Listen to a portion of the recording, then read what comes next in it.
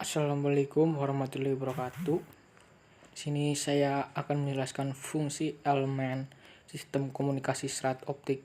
Sebelumnya mohon maaf Pak, saya menggunakan HP karena laptop saya tidak support untuk screen recorder Pak. Langsung saja, fungsi elemen sistem komunikasi serat optik. Transmisi, fungsi untuk menyalurkan informasi, suara, gambar, data antar titik yang terdapat pada jaringan telekomunikasi. Ya, seperti contoh di bawah ini. Ya, yang pertama ada ke terminal, kemudian kembali lagi nih ke atas, transisi, kemudian ke central terminal lagi, kemudian balik lagi ke terminal satunya. Sistem transisi ada dua jenisnya, yaitu ada dua maksudnya. Yang satu menurut jenisnya, yang satu menurut aplikasinya. Yang menurut jenisnya yang pertama itu ada fisik, kabel, dan optik, dan non-fisik. Menurut aplikasinya itu ada jaringan akses, junction atau EMA, dan trunk. Komunikasi dasar sistem komunikasi serat optik.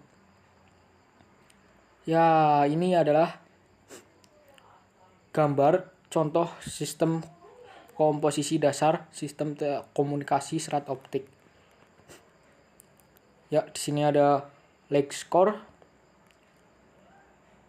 per O, konversi sinyal elektrik optik, tipenya LED laser, optical fiber, media transmisi sinyal optik, tipe multimode dan single mode, repeater, konveksi sinyal optik, optik, optical fiber, media transisi sinyal optik, type multimode, single mode, dan detektor konversi sinyal optik elektrik tipe PIN APD. Keterangannya ada LED, light emitting diode, laser, light amplification by simulation, emission of radiation.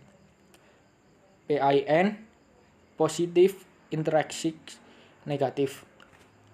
APD, avalanche photodiode. Sumber optik. Sumber optik pada sistem transmisi serat optik berfungsi sebagai pengubah besaran sinyal listrik atau elektris menjadi sinyal cahaya. I per O converter. Terdapat dua jenis sumber optik, yaitu LED dan diode laser. Pemilihan dari sumber cahaya yang akan digunakan bergantung pada bit rate data yang akan ditransmisikan dan pertimbangan ekonomi harga dari sumber optik. LED, light emitting diode. LED merupakan diode semikonduktor yang memancarkan cahaya karena mekanisme emisi spontan. Terdapat dua jenis LED, yaitu surface emitting LED dan edge emitting LED.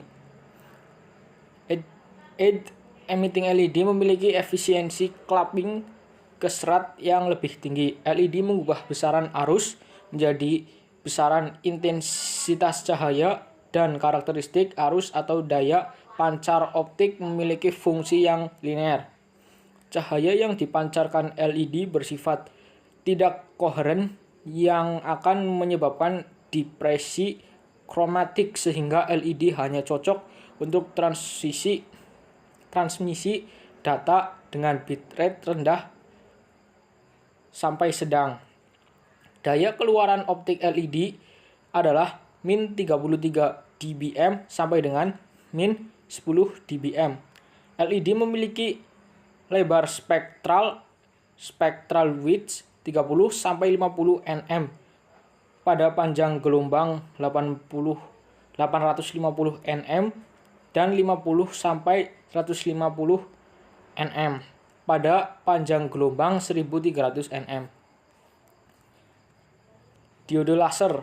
Diode laser merupakan diode semikonduktor yang memancarkan cahaya karena mekanisme pancaran atau emisi terstimulasi stimulate emission. Cahaya yang dipancarkan oleh diode laser bersifat koheren. Diode laser memiliki lebar spektral yang lebih sempit sampai dengan 1 nm jika dibandingkan dengan LED, sehingga dispersi kromatik dapat ditekan. Diode laser diterapkan untuk transmisi data dengan bitrate tinggi. Daya keluaran optik dari diode laser adalah min 12 sampai dengan plus 3 dBm. Karakteristik arus kemudi dalam optik diode laser tidak linear. Kinerja keluaran daya optik, panjang gelombang, umur dari diode laser sangat dipengaruhi oleh temperatur operasi. Detektor optik atau fotodetektor. Fotodetektor berfungsi mengubah variasi intensitas optik atau cahaya menjadi variasi arus listrik. Karena perangkat ini berada di ujung depan dari penerima optik, maka fotodetektor harus memiliki kinerja yang tinggi.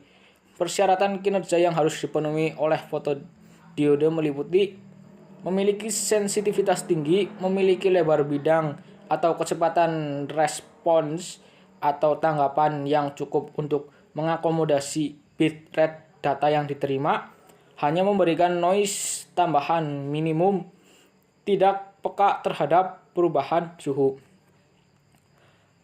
Pada sistem transmisi serat optik digunakan dua jenis fotodetektor, yaitu diode PIN atau FIT, APD. Cahaya yang diterima akan diubah menjadi arus listrik pada tahanan RL. Arus tersebut diubah menjadi besaran tegangan. Perbandingan arus yang dihasilkan fotodetektor terhadap daya optikal yang diterima disebut sensitivitas optik dan dinyatakan dalam satuan A/W. Sensitivitas suatu fotodetektor sangat bergantung pada panjang gelombang operasi dan bahan fotodetektor. Dan ini adalah contoh rangkaian fotodiode. Ya, langsung saja ke konfigurasi jar lokaf. Konfigurasi jar lokaf, teknologi yang digunakan untuk jar lokaf: DLC, PON, AON. Konfigurasi umum DLC. Ya, seperti gambar di bawah ini, keterangan LI Local Exchange, City Central Terminal, RT Remote Terminal. Konfigurasi umum PON atau AON. OLT, ya seperti gambar di bawah ini. Keterangannya yaitu ada LI Local Exchange, OLT Optional Line Terminal, ONU, Optical Network Unit, BIN, Passive Optical Network, AON, Active Optical Network, PS, Passive Splitter, AS, Active Splitter. Fungsi masing-masing bagian jar lokaf. Fungsi bagian penyusun DLC. Jar lokaf dengan topologi point-to-point single star terdiri dari dua perangkat utama, yaitu City Central Terminal di sisi sentral dan RT Remote Terminal di sisi pelanggan. Fungsi City adalah interfacing dengan sentral lokal, multiplexer atau demultiplexer, cross connect dan controller, interfacing dengan ODN atau conference OLTE. Fungsi RT adalah interfacing the ODN, multiplexer demultiplexer, interfacing dengan pelanggan. DLC pada umumnya digunakan untuk pelanggan yang terkonsentrasi atau untuk gedung bertingkat, high-rise building. PON, Passive Optical Network, merupakan sistem jar lokaf yang memiliki topologi jaringan point-to-point multistar. Untuk membentuk jaringan point-to-multipoint digunakan komponen pencabang pasif, passive splitter. Diterapkan untuk pelanggan dalam cluster-cluster yang berukuran kecil 4 sampai dengan 120. Jaringan optik PON dapat digunakan bersama-sama diintegrasikan untuk jaringan distribusi per broadcast CITV. Fungsi bagian penyusun PIN OLT Optical Line Terminal berfungsi untuk interfacing the center local, multiplexing the multiplexer, cross connect dan controller, interfacing dengan ODN. ODN Optical Distribution Network berfungsi untuk transportasi dan distribusi data dari OLT ke ONU. PS Passive Splitter berfungsi untuk mendistribusikan daya optik ke semua cabang. Rasionya yaitu 1:2, 2:2, 1:4, 2:4, 1:8, 2:8, 1:16, 2:16, 1:32, 2:32. ONU Optical Network Unit berfungsi untuk interfacing dengan ODN, multiplexing, demultiplexing, interfacing dengan terminal pelanggan. Ya, sekian. Terima kasih. Wassalamualaikum warahmatullahi wabarakatuh.